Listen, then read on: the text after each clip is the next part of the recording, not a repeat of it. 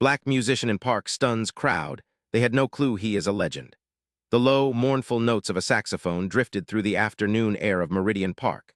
A small crowd had gathered around an elderly black man seated on a weathered park bench. His fingers, marked with age spots and slightly gnarled from arthritis, moved with surprising dexterity across the brass instrument. His eyes remained closed, lost in the melody that seemed to pour directly from his soul. Among the onlookers stood Amara Wilson, a 24-year-old music school dropout who'd been cutting through the park on her way home from another failed job interview. She'd stopped, transfixed not just by the haunting quality of the music, but by something in the old man's posture, a dignified certainty, a profound connection to each note that she had long ago lost in her own playing. As the final notes hung in the air, someone tossed a few dollars into the open saxophone case at the man's feet. Others followed suit, offering loose change and small bills. The old man nodded his thanks, his expression neither grateful nor resentful, simply acknowledging. "That was Blue and Green," Amara said before she could stop herself. "Miles Davis, right?" The old man's eyes opened, revealing a sharp intelligence that contradicted his weathered appearance. "Close," he replied, his voice a rich baritone with a slight rasp. "It's often credited to Davis, but Bill Evans actually wrote it. Most people don't know that." Amara felt her cheeks flush with embarrassment.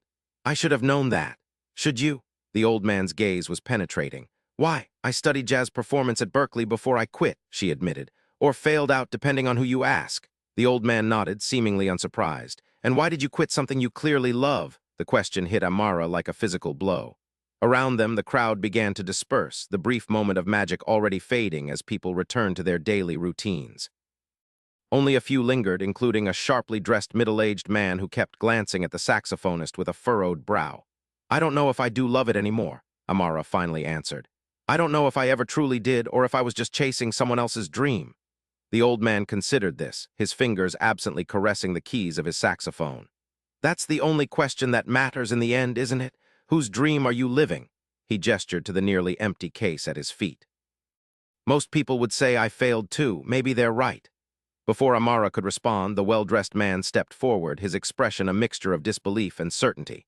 "Excuse me," he said, addressing the saxophonist. Are you really Marcus Reed?"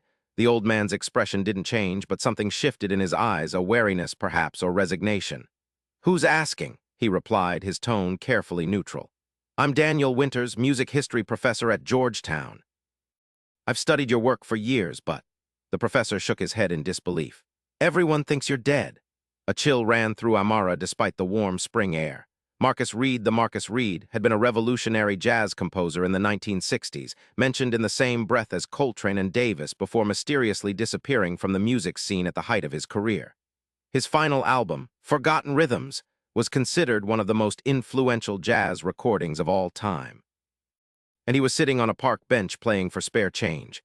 The old man's face revealed nothing as he packed up his saxophone with deliberate movements. "Marcus Reed died a long time ago," he said quietly. "I'm just an old man who likes to play in the park." As he stood to leave, his eyes met Amara's once more. In that moment, a silent understanding passed between them, two souls adrift in different ways, both having lost their connection to the music that once defined them. "Wait," Amara called as he turned away. "Will you be here tomorrow?" The man who might be Marcus Reed paused. "Does it matter?" "Yes," Amara said, surprising herself with the conviction in her voice. "I think it does."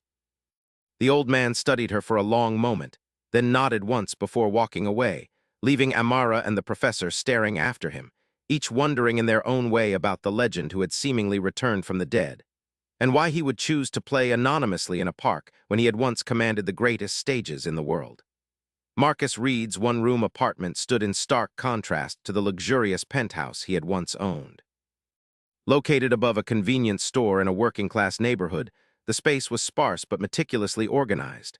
Albums lined one wall, not his own, but the masters he had studied: Parker, Holiday, Armstrong, Ellington. A small upright piano occupied the corner, its ivory keys yellowed with age but well-maintained. He placed his saxophone case gently on the bed and moved to the window, gazing out at the city lights beginning to flicker on as dusk settled. His encounter in the park had unsettled him more than he cared to admit. For 27 years, he had lived in obscurity, playing only for himself, and occasionally for strangers who neither knew nor cared about his past. Now, in a single afternoon, Two people had pierced the veil he had carefully constructed around himself. The professor with his recognition, and the young woman with her questions that cut too close to the truth. A photograph sat on his nightstand, the only personal item visible in the apartment. It showed a much younger Marcus standing between two other musicians, all dressed in sharp suits, instruments in hand, faces alight with promise. Lazarus Washington and Dion Miller, his closest friends, his musical brothers, both long dead now. Marcus picked up the photograph, his weathered fingers tracing the outlines of their faces. "I almost slipped today," he said to the ghosts of his past. "Got recognized. Might be time to move on again." But even as he said it, he knew he wouldn't. Not yet. Something about the young woman's eyes, the lost passion, the searching, had stirred something he thought long buried. He recognized in her the same crossroads he had faced decades ago, though for very different reasons. The telephone rang, jolting him from his thoughts. Few people had his number, and fewer still ever called. He lifted the receiver cautiously. "Mr. Reed?" The voice belonged to the professor from the park. "Daniel Winters, I hope you don't mind that I tracked down your number." Marcus said nothing, his grip tightening on the receiver. "I understand your desire for privacy," Winters continued, "but your work is too important to remain buried. There's going to be a tribute concert next month at Lincoln Center honoring the pioneers of modern jazz. They're performing Midnight in Harlem, your composition." "That piece belongs to the past," Marcus said finally. "As do I. With all due respect, sir, that's not for you to decide. Your music changed lives, it changed the course of jazz itself. Don't you want to see your legacy honored properly?" Marcus laughed, a sound devoid of humor. "My legacy? What do you know about my legacy, Professor?" "I know that you disappeared after Lazarus Washington's death in 1967. I know that your final album was recorded in a single night of what witnesses called either madness or genius. And I know that your contribution to music deserves to be celebrated while you're still alive to see it." "You know facts, not truth," Marcus replied. "The truth died with Lazarus in that Memphis hotel room." A pause then. "Maybe it's time for the truth to come out." "Whose truth? Yours, the record companies, the critics who called my work too political until it became profitable to think otherwise." Marcus's voice had taken on an edge that he rarely allowed himself anymore. "No, Professor. Let sleeping dogs lie. At least come to the concert," Winters pressed. "No one needs to know who you are, just hear what your music still means to people." Marcus closed his eyes, suddenly exhausted. "I'll think about it," he said, though he had no intention of doing so. "Goodbye, Professor." He hung up before Winters could respond, then unplugged the phone from the wall. Moving to the piano, he sat and placed his fingers on the keys but didn't press down. The melody was there, as it always was, the music that had once flowed through him like a river. But for nearly 3 decades, he had carefully controlled that flow, reducing it to a trickle that he released only in anonymous park performances. To do more would mean confronting the past he had fled, the betrayal, the loss, the choice he had made to walk away from everything. His thoughts turned again to the young woman from the park, Amara, who had abandoned her music for reasons she couldn't articulate. He saw himself in her, but also something else, a possibility that had not existed for him, a chance to make a different choice. With a deep breath, he began to play not one of his famous compositions, but something new that had been forming in his mind during their brief encounter. A melody about crossroads and second chances, about dreams deferred and perhaps, just perhaps, reclaimed. Amara's apartment was a chaotic reflection of her internal state. Music books and scores were piled haphazardly on every surface, gathering dust. Her alto saxophone sat in its case in the corner, untouched for months. Fast food containers and coffee cups competed for space with unpaid bills and rejection letters from various orchestras and ensembles. She dropped her bag by the door and collapsed onto the sofa, replaying the encounter in the park. Marcus Reed, living legend, revolutionary composer, mysterious recluse, was alive and playing on park benches for spare change. The irony wasn't lost on her. While she struggled unsuccessfully to enter the world he had abandoned, he seemed content to have left it behind. Her phone buzzed with a text from her mother. "Any luck with the interview today?" Amara sighed, typing back a non-committal response. Her parents had supported her music initially, believing in her talent and determination. But after her departure from Berkeley and subsequent string of rejections, their patience had worn thin. They wanted her to be practical, to find a real job while pursuing music as a hobby. They didn't understand that music had never felt like a choice to her. It was more like a calling she couldn't escape, even when it brought her nothing but disappointment. Her finger hovered over her contact list, then pressed on Professor Harris. After 3 rings, her former mentor answered. "Amara, this is unexpected. Hi, Professor. Sorry to call out of the blue, but have you ever heard of Marcus Reed? A pause. Of course, one of the most innovative composers of the post-bop era, disappeared sometime in the late 60s after his final album, presumed dead. Another pause. Why do you ask? What if I told you he's alive and playing saxophone in Meridian Park? I'd say either you've made a remarkable discovery or you need more sleep, Harris replied, though his tone had sharpened with interest. Are you certain it was him? A music history professor from Georgetown seemed to think so, and the way this man played. Amara trailed off, remembering the profound emotion in each note. It was like nothing I've ever heard before. Interesting. She could practically hear Harris stroking his beard, a habit when he was intrigued. Reed was known for infusing traditional jazz structures with elements of African rhythms and civil rights protest music. His disappearance has been one of the great mysteries in jazz history. Some believe he couldn't handle the pressure of fame. Others say he was silenced for his political views. He didn't seem political, Amara reflected. Just sad, and maybe a little lost. Well, if it is Reed, his reappearance would be significant news in the music world. His work has experienced a renaissance in recent years. Several hip-hop artists have sampled his compositions, and there's a tribute concert being planned at Lincoln Center. Amara sat up straighter. A tribute concert? When? Next month, I believe. Why? Just curious, she said, her mind racing. Thanks, Professor, I should go. After hanging up, Amara crossed to the corner of the room and knelt beside her saxophone case. She ran her fingers over the latches, hesitating before finally opening it. The instrument inside gleamed under the apartment lights, beautiful and accusing in its neglect. She had been good once promising, even. But somewhere along the way, between the grueling practice sessions and the competitive pressure of music school, she had lost something essential. The joy had seeped out of the notes, leaving only technique and ambition behind. When she failed her junior year recital, freezing on stage in front of the evaluation committee, it had seemed like confirmation of what she had begun to suspect. She didn't have what it took. But today, listening to The Old Man in the Park, to Marcus Reed, she had felt a flicker of that original spark, the reason she had fallen in love with music in the first place.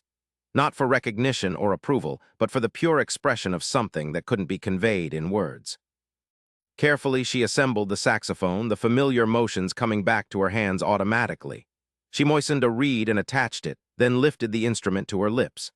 The first note was tentative, slightly flat from her lack of practice. She adjusted and tried again, working through scales with mechanical precision. It felt empty, as it had for months before she'd stopped playing altogether. Just notes, not music. Frustrated, she lowered the saxophone and closed her eyes, thinking about the melody Reed had played in the park. She tried to capture not just the sequence of notes, but the feeling behind them, the longing, the quiet dignity, the sense of something valuable lost and perhaps still recoverable. When she put the saxophone to her lips again, something had shifted. The notes that emerged were imperfect but alive in a way her playing hadn't been for a long time. She played until her embouchure ached and her fingers cramped, losing track of time as she rediscovered what it meant to make music rather than just produce sound. As midnight approached, she finally set the instrument aside, her mind made up.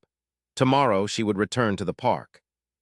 She didn't know if Reed would be there or what she would say if he was, but she knew she needed to hear him play again, needed to understand how he could walk away from the recognition she had been so desperately seeking, yet still maintain his profound connection to the music itself.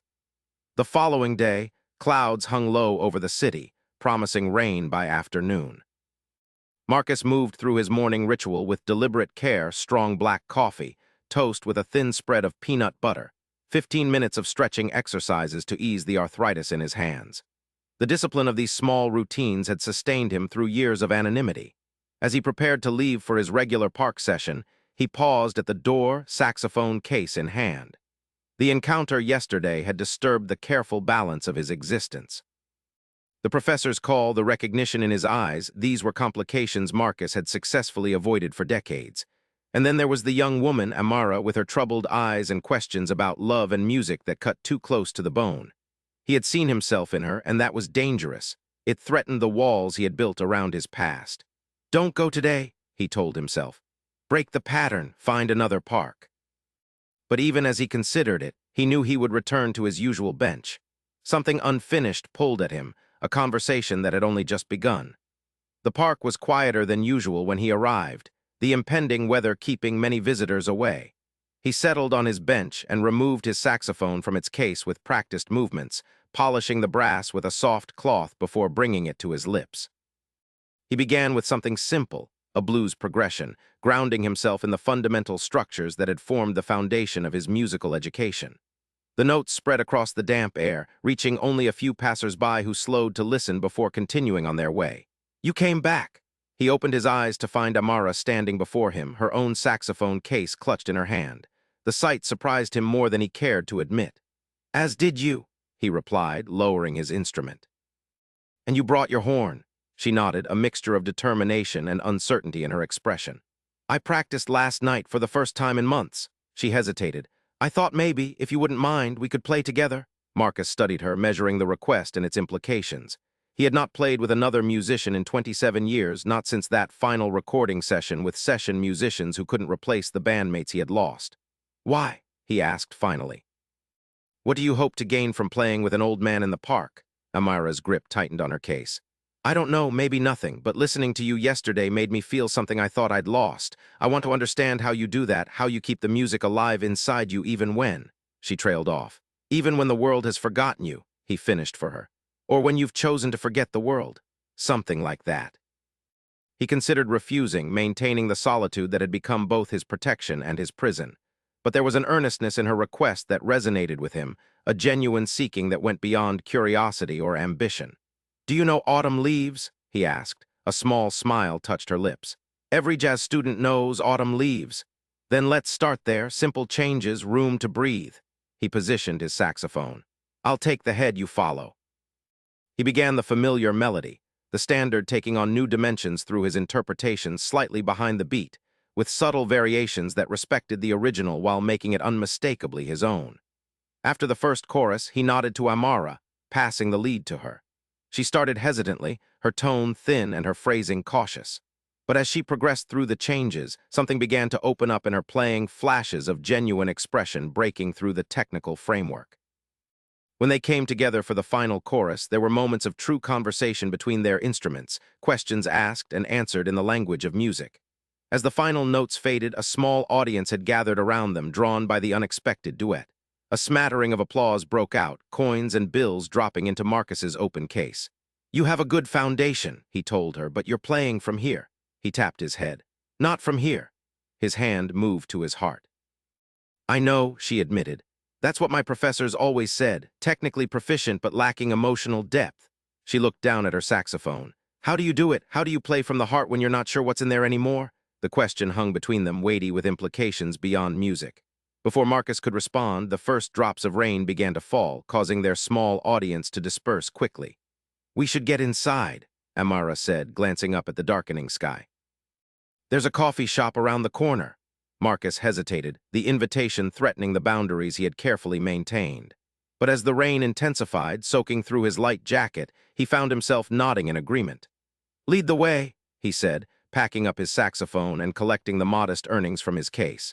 The coffee shop was warm and moderately busy, filled with students from nearby universities huddled over laptops and textbooks. They found a table in the back corner, away from the windows and curious eyes. Marcus ordered black coffee, Amara a chai latte. "You're the Marcus Reed, aren't you?" she asked once the server had left. "The composer of Midnight in Harlem and Revolution Suite." He didn't answer immediately, his eyes tracking the movements of the other patrons, a habit formed through years of guarding his privacy. "Those pieces were written by someone I used to be," he said finally. "A lifetime ago. They're still performed, still studied. Professor Harris, my former mentor, says your work changed the direction of jazz. And yet here I sit, unknown and unremarkable, playing for spare change." He met her gaze directly. "What does that tell you about the value of recognition?" Amara looked down at her hands. "I don't know, that's what I'm trying to figure out." She hesitated. "Why did you disappear at the height of your career?" The question hung between them, dangerous in its directness. Outside, the rain had intensified, drumming against the windows and roof. "What happened at Berkeley?" he countered. "Why did you walk away from your training?" "I failed my junior recital," she admitted, the words coming easier than she expected. "Froze on stage, couldn't play a note." She traced the rim of her cup with one finger. "But that was just the final straw. I'd been struggling for months, practicing until my fingers bled, but feeling nothing when I played. It became mechanical, empty. I lost the reason I started playing in the first place." Marcus nodded, understanding in his eyes. And what was that reason? Joy, she said simply. The pure joy of creating something beautiful out of nothing, of speaking without words. She looked up at him. I answered your question. Will you answer mine? Marcus was silent for a long moment, weighing decades of privacy against the unexpected connection he felt with this young woman who carried her own musical wounds. I left because staying would have killed what remained of my soul, he said finally, his voice low. The music business is a machine that takes authentic expression and commodifies it, packages it, sells it until nothing real remains. I watched it happen to friends, to mentors. I felt it happening to me. He paused. And I lost the two people who anchored me to the truth of the music. Lazarus Washington and Dion Miller, Amara said. Your original trio. Surprise flickered across his face. You've done your research. After yesterday, I looked you up, read everything I could find. She leaned forward. The articles say Lazarus died of a drug overdose in Memphis. The articles say a lot of things, Marcus replied, a new edge in his voice. They say I couldn't handle fame, that I had a breakdown, that I died in obscurity in a European hotel room. He shook his head. The truth is both simpler and more complicated. What is the truth? Marcus looked out at the rain, his expression distant. The truth is that Lazarus didn't die of an overdose. He was murdered. Amara's eyes widened. Murdered? By whom? By the same system that claimed to celebrate his genius while simultaneously fearing and resenting it. Marcus's hands tightened around his coffee cup. We were in Memphis for a benefit concert supporting the sanitation workers' strike, the same strike that brought Dr. King to the city where he would be assassinated months later. After the show, Lazarus was arrested on trumped-up charges. He never made it to jail. They said he became violent and had to be subdued. The bitterness in his voice was palpable, decades of anger compressed into each word. When I identified his body, I could see what they'd done to him, what they called subduing. He closed his eyes briefly. 6 months later, Dion was killed in a car accident that was never properly investigated after receiving threatening phone calls for weeks. And I knew I was next if I didn't get out. So you disappeared, Amara said softly. I recorded Forgotten Rhythms in one night, a eulogy for my friends, for the movement, for the naive belief that music alone could change the world. And then I walked away. Changed my name, moved from city to city, took odd jobs, eventually settled here. He spread his hands. And now you know what no music historian or jazz critic has figured out in 27 years. I'm sorry, Amara said, understanding now the weight he carried. But your music, it mattered, it still matters. Doesn't that count for something? Perhaps, but at what cost? He studied her thoughtfully. You're seeking what I fled, recognition, a career, your name in lights or at least in album credits, but you've lost the joy that should drive it all. I kept the joy by abandoning everything else. Neither path is perfect. There has to be a middle ground, Amara insisted. A way to maintain the pure connection to music without either burning out or disappearing completely. If you find it, let me know, Marcus said with a small, sad smile. In the meantime, I play for myself and whoever happens to be passing by. It's enough. Is it? Really? Amara challenged, her voice gentle but persistent. If it were truly enough, would you have agreed to play with me today? Would you be sitting here telling me your story? The question hung between them as the rain continued to fall outside, washing the city clean. Professor Daniel Winters paced his office, phone pressed to his ear. Yes, I'm absolutely certain it was him, Marcus Reed in the flesh. He paused, listening to the skeptical response from the Lincoln Center coordinator.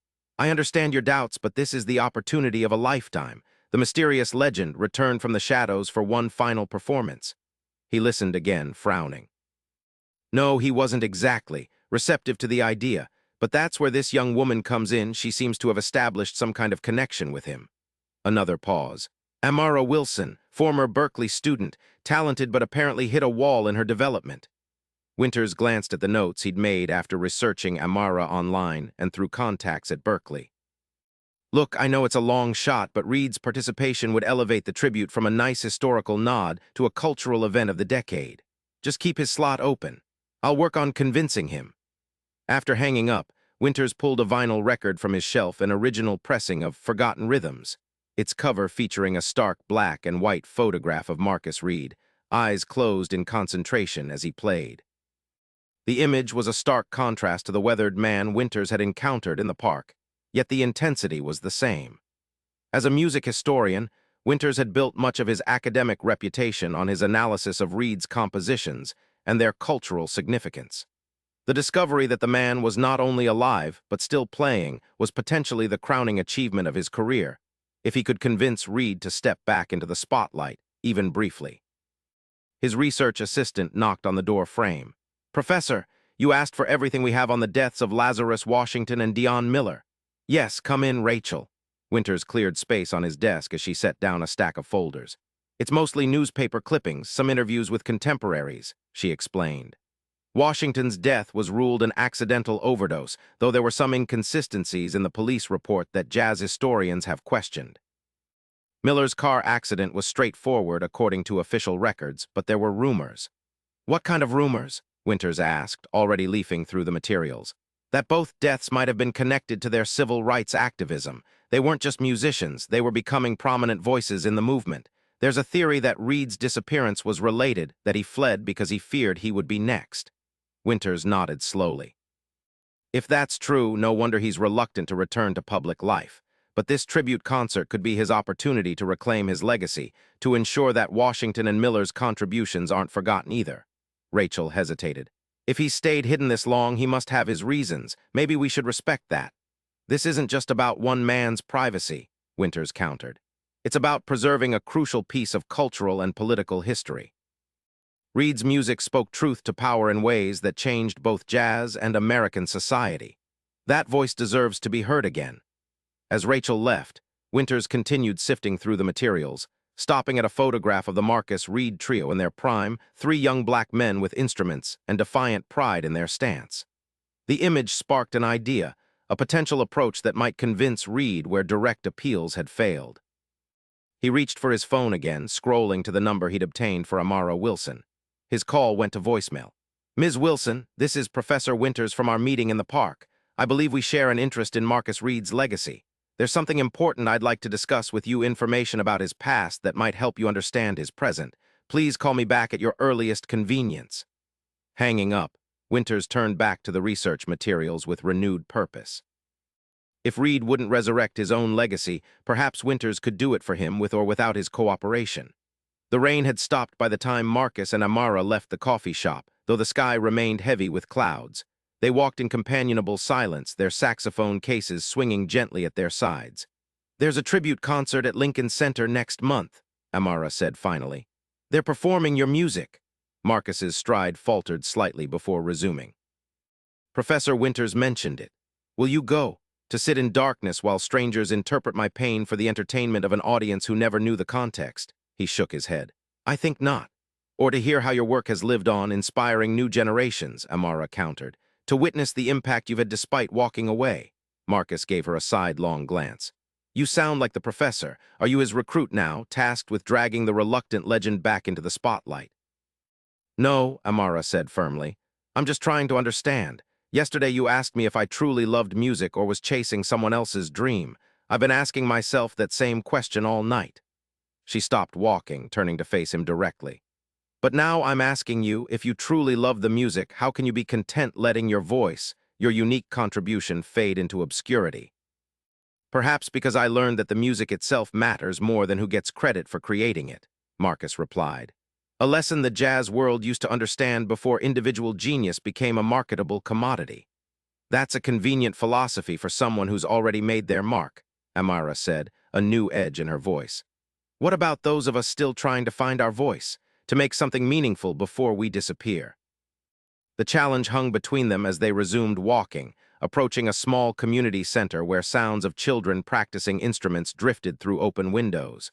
Marcus paused, listening to the imperfect but enthusiastic notes. "What would you do if recognition were guaranteed? If tomorrow, every door that's been closed to you suddenly opened?" Amara considered the question seriously. "I'd play music that matters," she said finally. "Not just technically impressive pieces to showcase my skills, but music that speaks to real experiences, joy, pain, struggle, transcendence. Music that makes people feel less alone. And if those doors remain closed, if recognition never comes?" She looked away, watching the rain-soaked city begin to steam in the emerging sunlight. "I don't know, that's what scares me, the thought of pouring my soul into something that no one will ever hear." "There's always someone listening," Marcus said softly, nodding toward the community center. "Maybe not in concert halls or recording studios, but in parks, in schools, in communities that hunger for beauty and truth." He hesitated, then added, "I have a regular gig, if you could call it that. Tuesday evenings at the East Side Community Center, teaching basics to kids who can't afford private lessons. You'd be welcome to join me. The invitation surprised them both. Marcus seldom allowed anyone into the careful routines of his life, and Amara had been focused solely on professional opportunities. Kids, she repeated uncertainly. I've never taught before. All the better, you won't have any bad habits to unlearn. A ghost of a smile touched his lips. Just the joy of seeing someone connect with music for the first time. No judgment, no expectations, just the pure exchange of something meaningful. Amara's phone buzzed in her pocket, a voicemail notification from Professor Winters. She ignored it, focusing instead on the unexpected offer before her. Okay, she said. I'll come, but in exchange you have to at least consider attending the tribute concert, not to perform, just to listen, to witness your legacy. Marcus's expression clouded. My legacy isn't in concert halls. It's in the truth of what happened to my friends, a truth that's been buried beneath romantic myths about artistic temperament and the self-destructive jazz musician. Then maybe it's time to unbury it, Amara suggested. Not through more hiding, but by reclaiming your voice and your story. Before Marcus could respond, his attention was caught by a poster taped to a lamppost, an advertisement for the very tribute concert they'd been discussing. Celebrating the revolutionary jazz of Marcus Reed, proclaimed the headline, above a stylized image of a young Marcus at his saxophone. They've turned me into a brand, he said quietly, a mixture of sadness and anger in his voice. Sanitized and safe for public consumption. The fire that fueled my music, the rage at injustice, the mourning for my brothers, all reduced to innovative technique and modal experimentation. Amara studied the poster, seeing it now through his eyes. Then change the narrative, she said. If you don't tell your story, others will continue to tell it for you incompletely, inaccurately. It's not that simple, Marcus replied, turning away from the poster. The truth I carry is dangerous to me, potentially to others, and painful to relive. Most truths worth telling are, Amara said softly. They had reached an intersection where their paths would diverge. Marcus adjusted his saxophone case, his expression thoughtful. Tuesday, 5 p.m., he said. Eastside Community Center. No commitment beyond showing up. Amara nodded. I'll be there. She hesitated, then added, and the concert is 3 weeks from Saturday. Just think about it. As they parted ways, neither noticed the figure half a block behind them, Professor Winters, who had spotted them leaving the coffee shop and followed at a discreet distance, his academic curiosity overriding professional boundaries. He watched them go in opposite directions, already formulating how this unexpected connection might serve his purpose of bringing Marcus Reed back to the world that had never stopped celebrating his genius, even in his absence. The East Side Community Center had seen better days. Paint peeled from the walls, fluorescent lights buzzed overhead, and mismatched chairs formed a rough semicircle in the multi-purpose room. But the space came alive with energy when the children arrived, 10 students ranging from 8 to 14 years old, carrying instruments in various states of repair. Amara arrived early, nervous in a way she hadn't been for her professional auditions. Teaching children seemed more intimidating than facing a panel of judges, perhaps because their honesty would be unfiltered by professional courtesy. Marcus was already there, arranging sheet music on a stand. He nodded in greeting but offered no small talk, his focus on preparing for the lesson. Amara noticed how the tension he usually carried seemed to ease in this environment, his movements more fluid and purposeful. The children trickled in, greeting Marcus with varying degrees of enthusiasm. Some were clearly there by parental mandate, others driven by genuine interest. All regarded Amara with open curiosity. This is Ms. Wilson, Marcus introduced her. She'll be joining us today. She studied at a fancy music school but decided she might learn something from working with you instead. The introduction brought smiles from the children and a surprised laugh from Amara herself. It was perhaps the most accurate description of her situation she'd heard. Let's begin with our breathing exercises, Marcus continued, demonstrating a deep inhalation. Remember, the breath is the foundation of all music. Without proper breath, even the most expensive instrument is just a fancy paperweight. Amara joined the circle, following along with the simple but effective exercises. She noticed how Marcus adapted his teaching to each child's needs, patient with the shy ones, gently firm with the easily distracted, always finding something specific to praise in even the most struggling students' efforts. When they moved to actual playing, the cacophony was initially overwhelming. But Marcus guided them through a simple blues progression, breaking it down into manageable parts before bringing it all together. By the end of the hour, they had created something recognizably musical, imperfect, but alive with authentic effort. Next week, same time, Marcus told them as they packed up their instruments. Practice your scales, just 5 minutes a day makes a difference. As the room emptied, a woman entered mid-40s with a quiet dignity and tired eyes that brightened when she saw Marcus. Ms. Johnson, he greeted her. How is Dion doing with his homework? Better, thanks to your suggestion about relating math to music rhythms. She smiled at Amara. You must be the new volunteer Marcus mentioned. This is Amara Wilson, Marcus confirmed. Amara, this is Patricia Johnson, our community center director and the reason this program exists at all. It's mostly Marcus, Patricia demurred. He's been the heart of our music program for over a decade. These kids don't have much, but for 1 hour a week they have his undivided attention and respect. For some of them, it's the only time they feel truly seen. Marcus waved away the praise. They do the hard work, I just point them in the right direction. Well, we're grateful, Patricia said, her tone making it clear this was an ongoing disagreement. And we'd be delighted to have you join us regularly, Ms. Wilson. We can always use more helping hands. After Patricia left, Amara helped Marcus organize the room for the next day's activities. A decade, she said. You've been teaching here for over 10 years? Marcus nodded, straightening chairs. Started with just 3 students and borrowed instruments. Now we have funding for proper equipment and scholarships for the most promising students to continue their education. You've built something meaningful here, Amara observed. Something that matters. Small acts consistently performed, Marcus replied. That's all any of us can do in the end. As they finished cleaning up, Amara's phone buzzed with another call from Professor Winters, his third attempt to reach her since leaving the voicemail. She silenced it again. Someone's persistent, Marcus noted. It's the professor from the park. He keeps calling about important information regarding your past. She pocketed the phone. I haven't called back. Marcus's expression darkened. He's an academic. My story is his research, my pain his dissertation topic. I don't think it's that simple, Amara said carefully. He genuinely believes your music is important, that the full story deserves to be told. And who gets to decide when and how that story is told? Marcus asked, his voice tight. The man who lived it or the scholar who studies it from a comfortable distance? Before Amara could respond, the community center door opened again, revealing Professor Winters himself, slightly out of breath as if he'd hurried. Ms. Wilson, Mr. Reed, he said, glancing between them. I hope you don't mind the intrusion, but since my calls went unanswered, I thought a direct approach might be necessary. Marcus's posture stiffened. How did you find us? This isn't exactly a secret location, Winters replied. And your commitment to community music education is noted in several academic papers on jazz outreach programs, though none connected it to Marcus Reed, of course. What do you want, Professor? Amara asked, sensing Marcus's growing discomfort. Winters pulled a folder from his bag.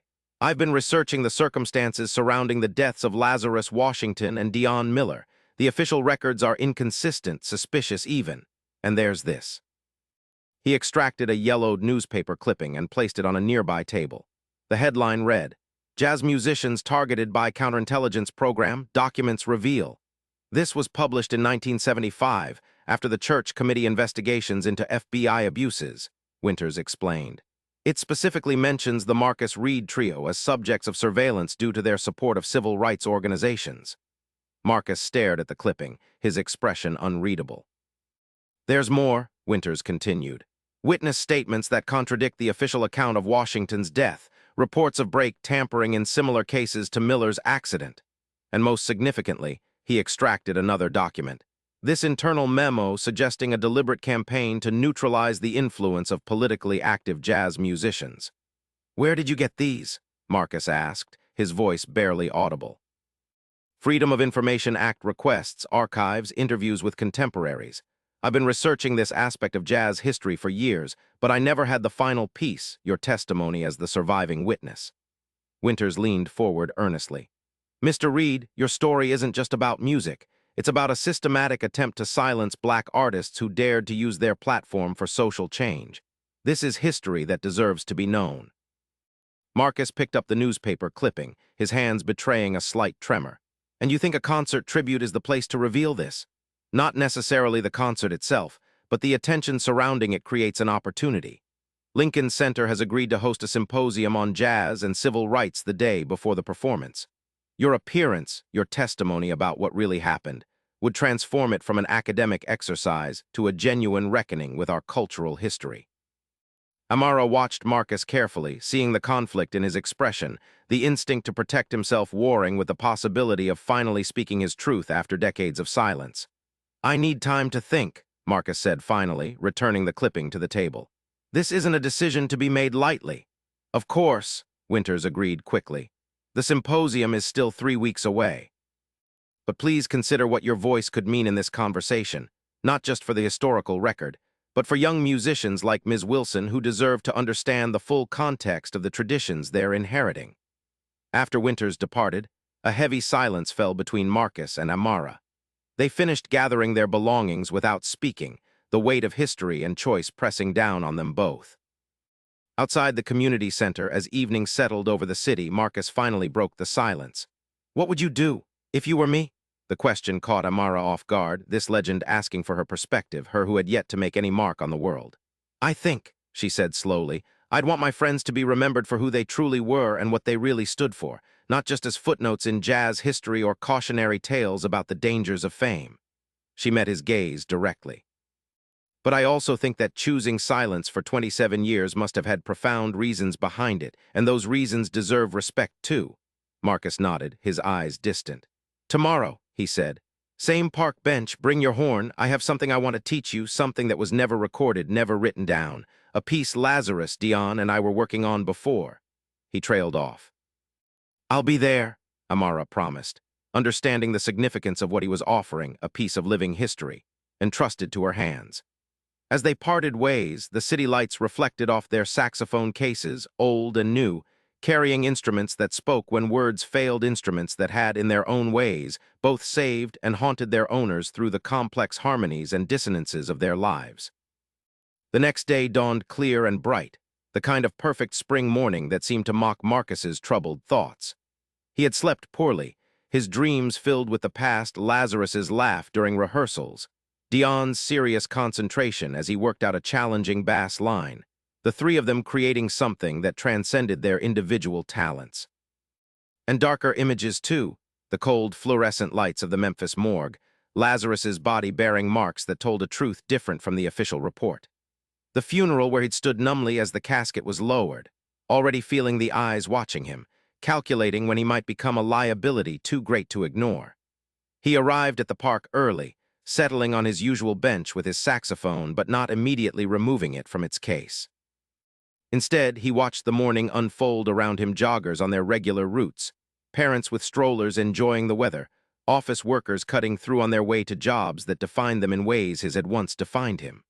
When Amara arrived, her step seemed lighter than previous days, her saxophone case held with a confidence that had been absent before. She sat beside him without speaking, understanding somehow that this moment required silence before sound. "The piece I'm going to teach you," Marcus said finally, "was called Truth Rising. Lazarus composed the main theme the night after we played a benefit for the Freedom Riders. We never finished arranging it, never performed it publicly." He opened his case and assembled his saxophone with deliberate movements. "It begins with a single note held, questioning, searching, then builds into something more complex, more demanding. The structure breaks conventional harmonic rules because the truth it was trying to express couldn't be contained by traditional forms." Amara prepared her own instrument, watching him with quiet intensity. "Why this piece? Why now?"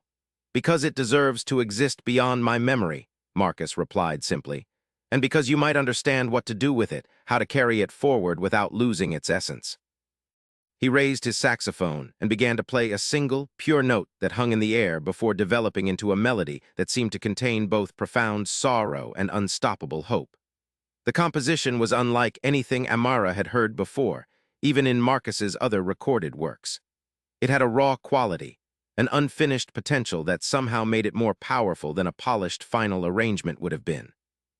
When he lowered his instrument, the park around them seemed changed colors, more vibrant, sounds more distinct, as if the music had temporarily lifted a veil between ordinary perception and a deeper reality. "Now you," Marcus said, nodding to her saxophone.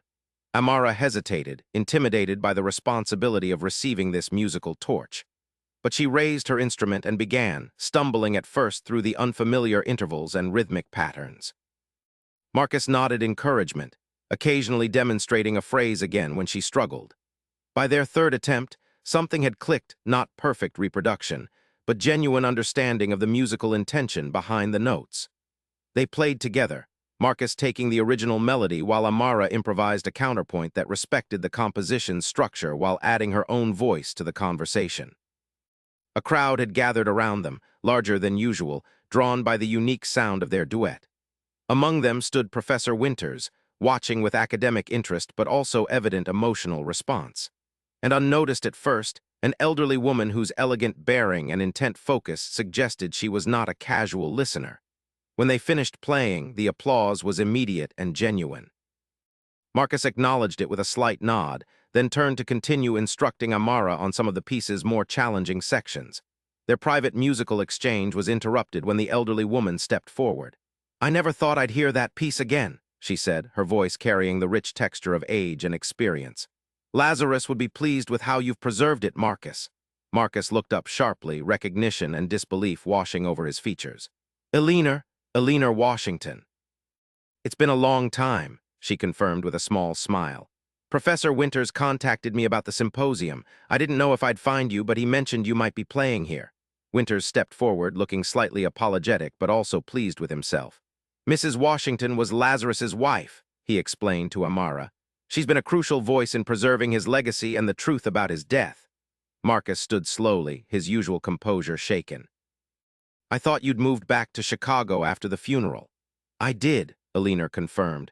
"Raised our son there away from the spotlight and the danger. He's a professor now music theory at Northwestern. Named his daughter after you, Marcella Reed Washington." The revelation seemed to hit Marcus physically, emotion crossing his face in waves, surprise, grief, something like joy. "I didn't know. I thought it better for everyone if I just disappeared."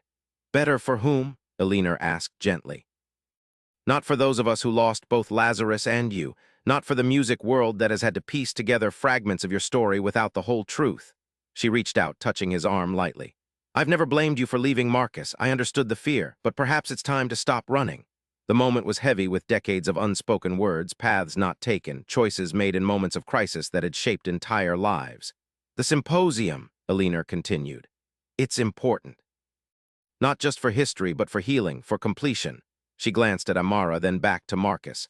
"And it seems you found someone worthy of carrying the music forward." Amara shook her head quickly. "I'm just learning. I don't pretend to. You understand the essence," Eleanor interrupted kindly. "I heard it in how you approached the piece, with respect but not reverence, adding your voice without overriding the original intention. That's what Lazarus always hoped for, that the music would live and grow, not become a museum piece." Professor Winters, sensing the weight of the moment, addressed the small crowd that had lingered. "Thank you all for your attention. These musicians would appreciate some privacy now." As the onlookers dispersed, Marcus, Eleanor, Amara, and Winters formed their own small circle representatives of different generations and perspectives, united by their connection to a musical legacy that had never been fully understood. "There's a rehearsal tomorrow for the tribute concert," Winters said cautiously. "The musicians would be honored if you would attend, Mr. Reed, not necessarily to perform, but to guide their interpretation, and perhaps to consider participating in the symposium." Marcus looked between Eleanor and Amara, seeing in one the past he had fled and in the other a future he had never anticipated. The weight of decision pressed on him, to step back into a world that had both celebrated and endangered him, or to remain in the shadows where he had found a different kind of peace. "I'll attend the rehearsal," he said finally. "Beyond that, I make no promises." Eleanor smiled, a gentle understanding in her eyes.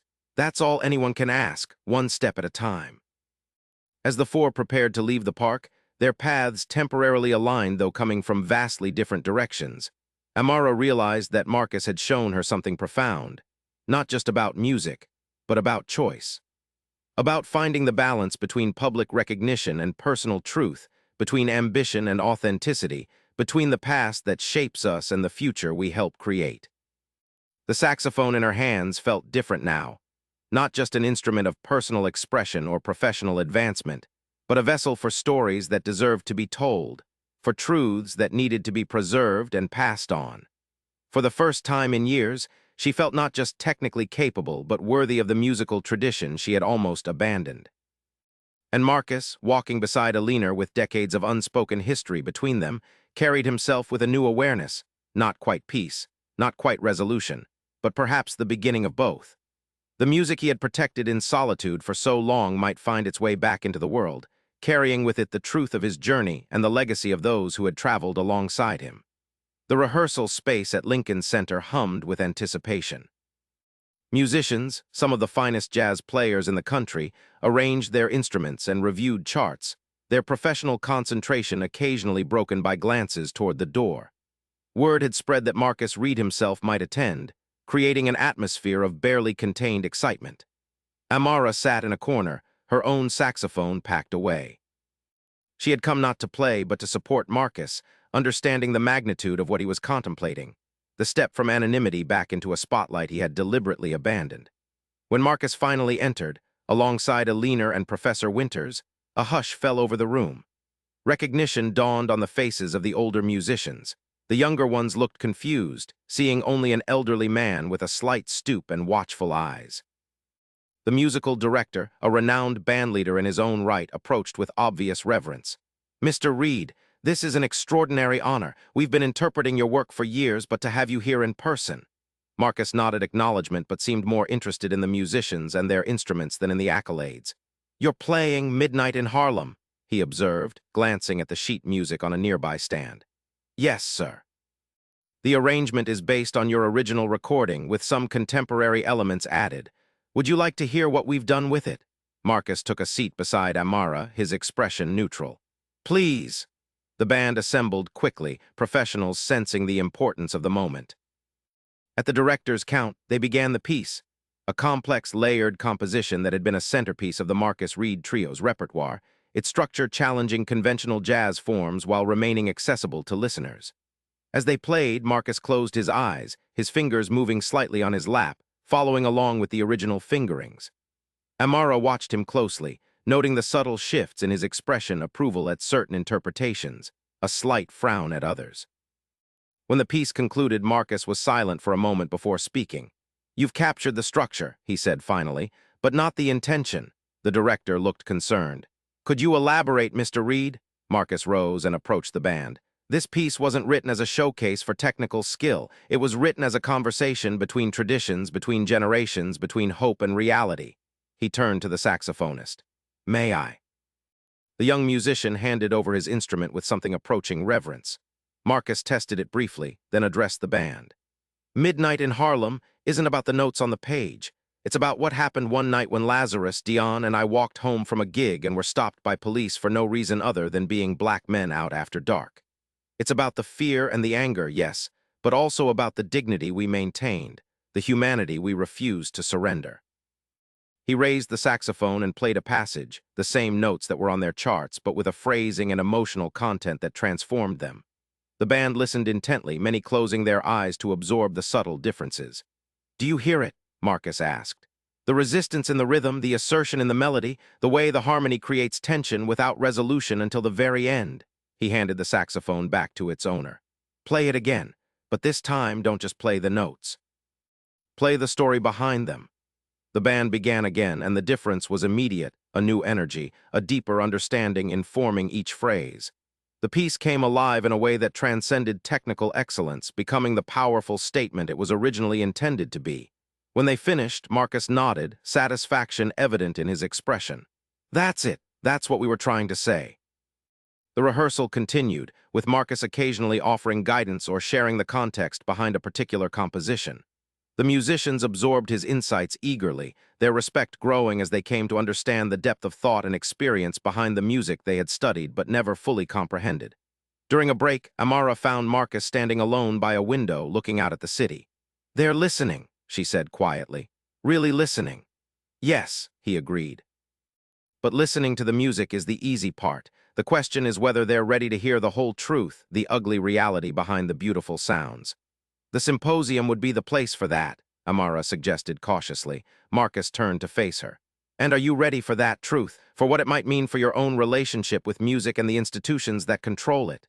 "I don't know," she admitted, "but I'm ready to try. To find a way forward that honors both the music and the truth of how it came to be." Their conversation was interrupted by the arrival of a Lincoln Center executive, accompanied by Alina and Professor Winters. "Mr. Reed, we're honored by your presence and input today," the executive said smoothly. And we would be even more honored if you would consider performing at the tribute concert. Perhaps just one piece, a special finale that would make this a truly historic event. Marcus's expression closed slightly. I haven't performed publicly in 27 years. All the more reason why your return to the stage would be significant, the executive pressed. A powerful statement about the enduring importance of your work. Or a commercial opportunity to sell more tickets, Marcus replied dryly. Elinor stepped forward. Marcus, no one can force you back onto a stage. But consider this, Lazarus and Dion never got to see their music reach its full potential, never got to witness how it would influence generations to come. You have that chance.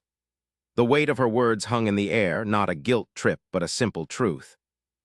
Marcus looked around the rehearsal space, at the musicians who had dedicated themselves to preserving and extending his musical legacy, at Amara, who represented a future he might help shape, at Elinor, who carried the memory of what had been lost. I'll think about it, he said finally. But first, the symposium. If I'm going to consider performing again, the audience needs to understand exactly what they're hearing and why it matters. The music doesn't exist in a vacuum. It was born of specific struggles, specific injustices that haven't disappeared just because they've been repackaged for comfortable consumption. The executive looked uncertain, but Professor Winters nodded enthusiastically. Absolutely. The symposium was always intended to provide that context. Your participation would transform it from academic discussion to living history. As the rehearsal resumed, Amara watched Marcus move among the musicians, no longer just a legend from textbooks, but a living connection to a pivotal moment in cultural history. She saw how his presence changed their approach to the music, deepening their understanding, challenging their assumptions, pushing them toward greater authenticity. And she saw in herself a similar transformation, beginning a shift from seeing music primarily as a vehicle for personal expression or professional advancement to understanding it as part of a larger conversation across time and experience. The technical skills she had acquired at Berkeley were valuable, but incomplete without the deeper understanding of why the music mattered in the first place. When the rehearsal ended, the musicians gathered around Marcus, asking questions, seeking guidance, expressing gratitude for his influence on their own development. He answered with a patience and generosity that surprised Amara, given his usual reticence. In this environment, surrounded by people who genuinely valued his contribution, he seemed to shed some of the protective layers he had built around himself over decades. As they prepared to leave, the musical director approached Amara. "You're a saxophonist too, I hear. Will you be joining us for the performance?" Before she could respond, Marcus answered for her. "Ms. Wilson will be performing Truth Rising with me if I decide to participate. It's an unrecorded piece that deserves to be heard." The offer stunned Amara into silence. To perform on such a prestigious stage would be remarkable enough. To do so alongside Marcus Reed, playing a piece that had never been publicly performed, was beyond anything she had dared to imagine. I haven't earned that," she managed finally. "You've done the only thing that matters," Marcus replied. "You've listened not just to the notes, but to the truth behind them. The rest is just technique, and you have enough of that already." As they left Lincoln Center and stepped into the fading afternoon light, Amara felt a sense of possibility opening before her, not the straightforward career path she had once envisioned, but something more complex and potentially more meaningful.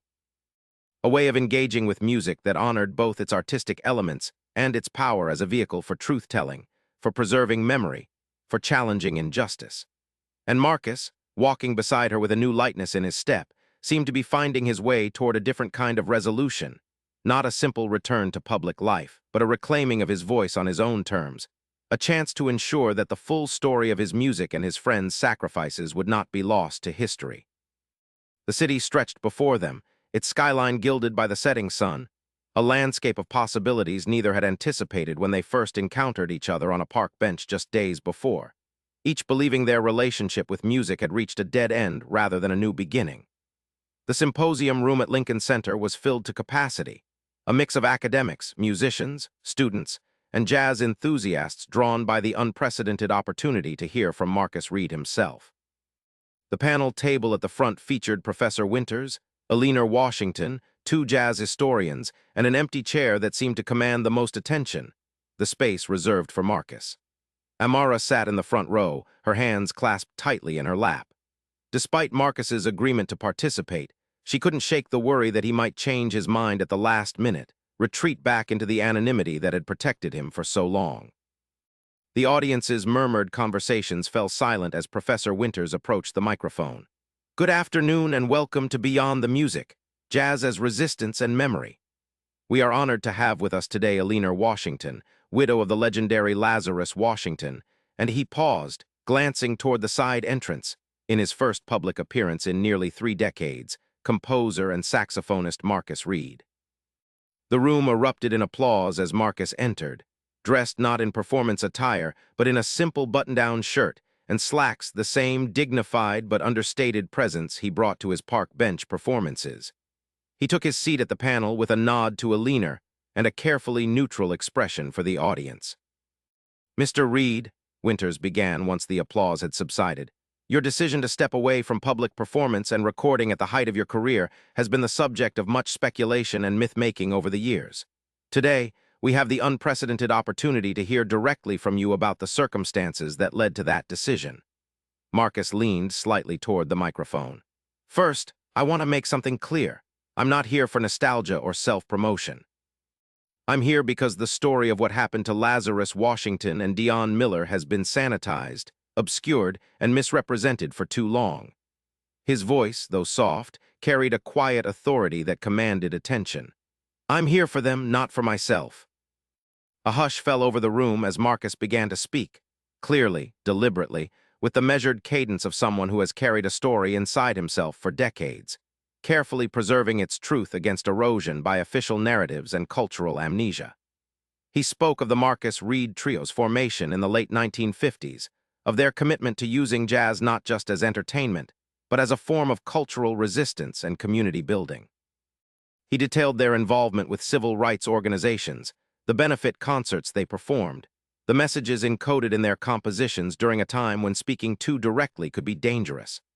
And then he came to the heart of the story, the Memphis concert in support of striking sanitation workers, Lazarus's arrest on fabricated charges, the brutal beating that ended his life, disguised afterward as a drug overdose to fit convenient stereotypes about jazz musicians.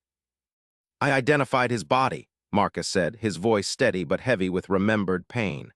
I saw what they had done to him, and I knew it wasn't random. It was punishment for his music, for his voice, for his refusal to be silenced. Eleanor reached over to place her hand briefly over his in a gesture of shared grief and understanding.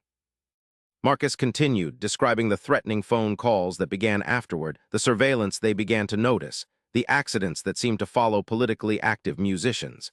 And then Dion's car crashed 6 months later, the cut brake lines discovered too late, the perfunctory investigation that went nowhere. That's when I knew I had to disappear, he explained. Not out of cowardice, but because I understood that staying visible meant becoming the next target. And because I believed I could preserve our music, our truth better by stepping away than by allowing myself to be silenced permanently. The room was absolutely still, the audience absorbing the weight of this alternate history that challenged comfortable narratives about American music and politics. Professor Winters quietly distributed copies of the documents he had gathered: FBI surveillance reports, inconsistent police records, witness statements that contradicted official accounts. I recorded Forgotten Rhythms in one night, Marcus continued. It was meant to be a testimony, a record of what we had tried to accomplish and what it had cost. I didn't know if anyone would understand what I was really saying through the music, but I had to try. He looked out at the audience directly for the first time. And then I walked away, changed my name, moved from city to city. Eventually found a quiet corner where I could still play, still teach, still keep the essence of the music alive without drawing the attention that had proven so dangerous. A student raised her hand tentatively. Mr. Reed, do you regret your decision to disappear rather than continue the fight publicly? Marcus considered the question carefully. I regret that it was necessary. I regret that our society created conditions where speaking truth through music could be a death sentence. But no, I don't regret choosing survival and quiet resistance over martyrdom. There are many ways to fight for truth. Not all of them require a spotlight. And yet, Professor Winters interjected, your music has continued to influence generations of musicians, many of whom are just now learning the full context of its creation. Doesn't that suggest that staying visible might have allowed you to have an even greater impact? Perhaps, Marcus acknowledged. Or perhaps I would have been pressed to compromise to soften the message, to make the music more commercially viable and less truthful. We'll never know. He gestured toward Alina. What I do know is that Lazarus and Dion's sacrifices deserve to be remembered accurately, not as tragic footnotes or romantic myths about self-destructive artists, but as what they were, targeted acts meant to silence powerful black voices. Alina spoke then, adding her perspective as someone who had lived with both the public legacy and private grief. After Lazarus died, I was visited by men who made it very clear that pursuing questions about his death would be dangerous for me and for our infant son. So I understood Marcus's decision to disappear. I made a similar one, in my way, choosing to raise our child away from the spotlight, to preserve Lazarus's memory privately while allowing the public narrative to go unchallenged. She looked at Marcus with gentle understanding. We all did what we had to do to survive. The question now is, what do we do with the time we have left? How do we ensure that the truth isn't buried with us? The symposium continued for nearly 2 hours, with Marcus and Alina answering questions, clarifying misconceptions, connecting their personal experiences to larger patterns of suppression and resistance in American cultural history. Professor Winters and the other panelists provided academic context, but it was the first-hand testimony that transformed the event from scholarly discussion to powerful truth-telling. Throughout, Amara listened with growing understanding of the complex legacy she was being invited to help carry forward, not just musical techniques and compositions, but a tradition of using art as witness, as resistance, as preservation of truths that official histories might otherwise erase. When the formal session ended, audience members approached the panel, many with tears in their eyes, expressing gratitude for the courage it took to break decades of silence. Young musicians asked Marcus about specific compositions, now understanding the coded messages and political context that had informed them. Amara waited until the crowd had thinned before approaching Marcus. "Are you okay?" she asked simply, seeing the emotional toll the session had taken despite his composed exterior. "I will be," he replied. "It's strange carrying something alone for so long, then suddenly sharing its weight." He looked around at the dispersing audience. "I don't know if this changes anything, if it matters in the larger scheme." "It matters," Amara said with certainty. "It changed how I understand not just your music, but what music itself can be, what it can do in the world." She hesitated, then added, "Are you still considering performing tomorrow?" Marcus nodded slowly. "I think I am. Not to reclaim some spotlight or restart a career, but to complete something unfinished, to play Truth Rising the way it was meant to be played, not as a historical artifact, but as a living statement." He looked at her directly. "With you, if you're willing." The offer still intimidated her, but in a different way than before. Now the fear wasn't about technical inadequacy or professional judgment, but about whether she could honor the profound tradition she was being invited to join, a tradition that demanded not just skill but courage, not just expression but truth. "I'd be honored," she said finally, "and terrified, but mostly honored." As they left the symposium together, they found themselves walking a shared path that neither had anticipated. Marcus stepping cautiously back toward public engagement with his legacy, Amara moving toward a deeper understanding of her art and its possibilities. Both carrying forward a truth that had nearly been lost, creating from their unexpected connection a new link in a chain of musical witness that stretched back generations, and now, perhaps, would extend into the future. The concert hall buzzed with anticipation, the audience a mix of jazz aficionados, critics, musicians, and people drawn by the unprecedented opportunity to see Marcus Reed perform after nearly 3 decades of absence. The first half of the program had featured skillful interpretations of Reed's recorded works, performed by the assembled all-star band with a new depth of understanding following the revelations of the previous day's symposium. Backstage, Amara paced nervously, her saxophone already assembled, her fingers running through the fingerings of Truth Rising for the 100th time. The piece itself wasn't technically more difficult than others she had performed, but its significance, its status as the unfinished final composition of the original trio, never recorded or publicly performed, created a pressure unlike anything she had experienced before. "You'll be fine," Alina assured her, elegant in a vintage dress that harkened back to the era when she had watched the original trio perform in smoky clubs and concert halls. "Marcus wouldn't have chosen you if he didn't believe in your ability to honor the music." "That's what scares me," Amara admitted. "Not just playing the notes correctly, but truly understanding what they mean, what they're trying to say." That understanding comes through in how you play, Alina said. I heard it in the park that day. You may not have lived through the specific experiences that shaped this music, but you found your own connection to its emotional truth. That's all any musician can do.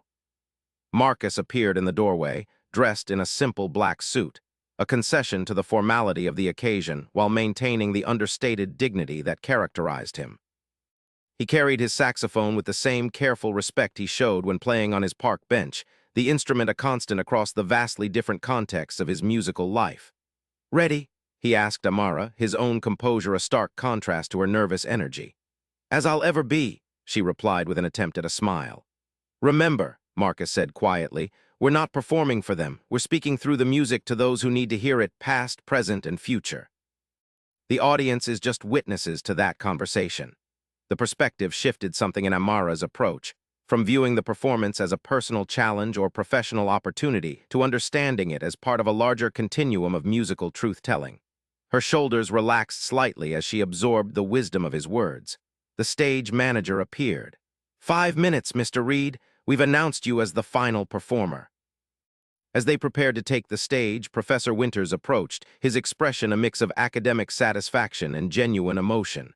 "Whatever happens out there," he told Marcus, "thank you for trusting us with your story, with your truth."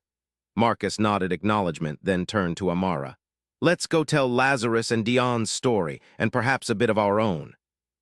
They walked onto the stage together, the legendary composer returning from self-imposed exile and the young musician who had nearly abandoned her art before finding new purpose in its deeper traditions.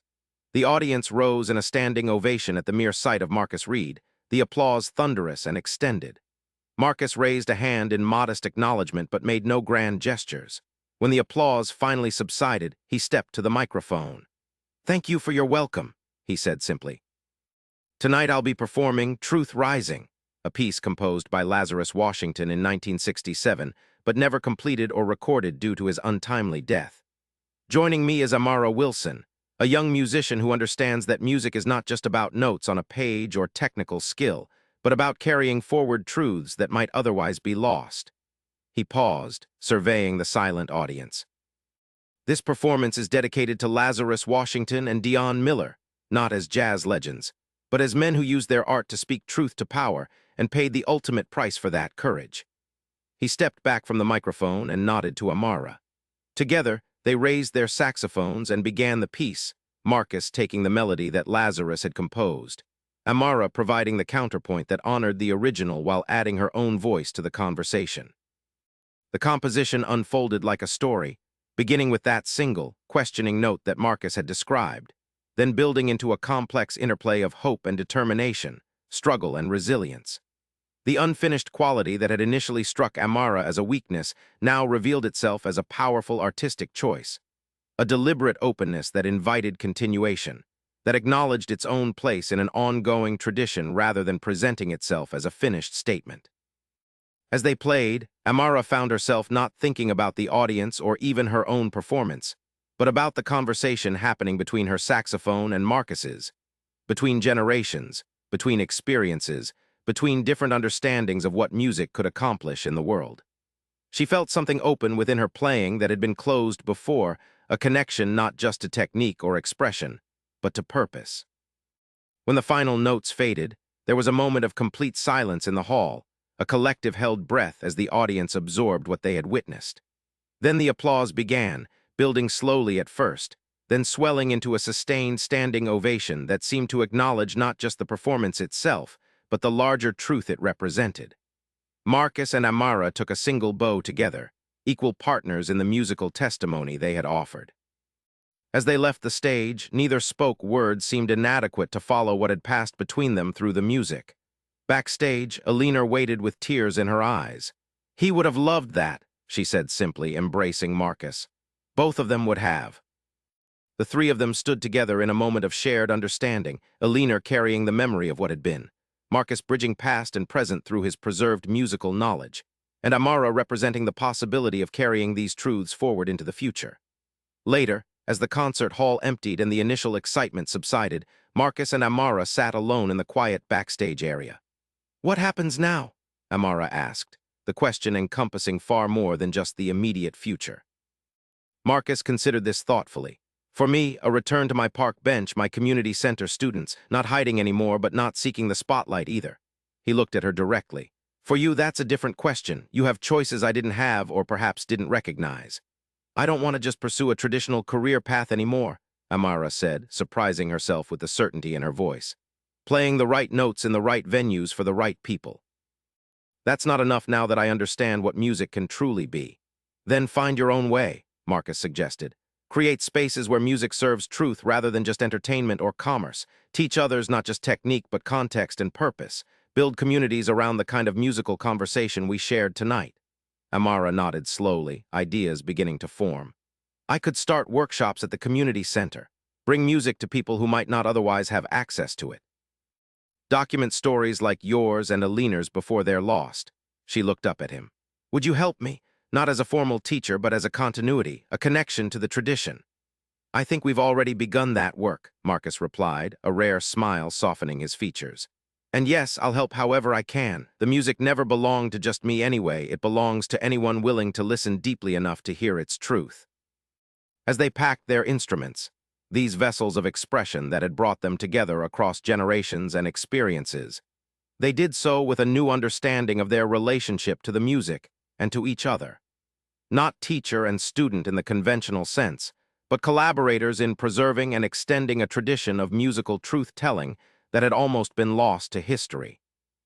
Outside the concert hall, the city night spread before them lights and shadows, harmony and dissonance, past and future coexisting in a complex urban composition. They walked together for a while, carrying their saxophone cases like treasured vessels containing not just instruments but inherited wisdom and discovered purpose. Same park bench tomorrow? Amara asked as they reached the point where their paths would diverge. Same bench, Marcus confirmed. The acoustics are better there than in any concert hall I've ever played. They parted ways with a simple nod. No elaborate goodbyes necessary between two people who had found in each other unexpected answers to questions they had been asking throughout their musical journeys. Questions about authenticity and recognition, about personal expression and shared tradition, about what it means to truly serve the music rather than merely perform it. And as they walked their separate paths home, Marcus to his modest apartment with its carefully preserved memories, Amara to her cluttered space now transformed by new purpose. Each carried the understanding that music at its most powerful is never just about sound, but about truth. Truth that can be suppressed but never entirely silenced. Truth that finds its way forward through unexpected connections and renewed commitments. Truth that continues to rise through generations of those willing to listen. And then, when the time comes, to play their own part in its ongoing story.